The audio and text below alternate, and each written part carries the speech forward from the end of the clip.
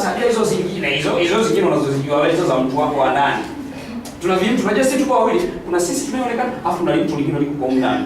Ili ni sana la ndani ndio libaya sana hili. Sasa mimi ndio tunalisikiliza sana kusema hapo. Mwendele huyo. Hapo ndio unaona kujadiliana na mtu. Mwendele. Yeye hapo unaenda kabisa huyo wa ndani akishakwambia unaenda.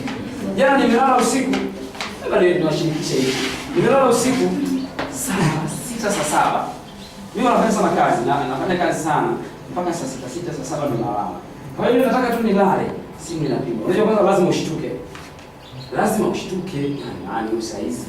Anapigia simu napokea sauti ya mwanamke. Nani mdogo wangu wewe? Maana naona kusaka. Nani mdogo wangu? Mdogo wangu nani mwenzangu? Anaanza kunatuni sauti ndogo ya hekima. Mimi nashangaa na namba yako na yeye. Sasa unashangaaje jamani? Kwa kupatia namba ya Mungu.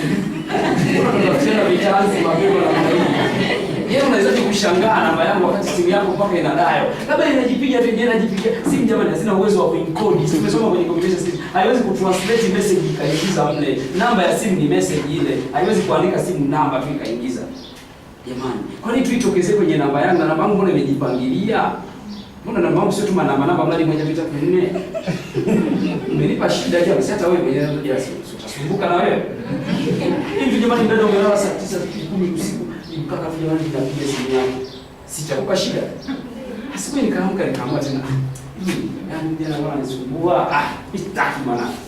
Sitakazuia kwenda.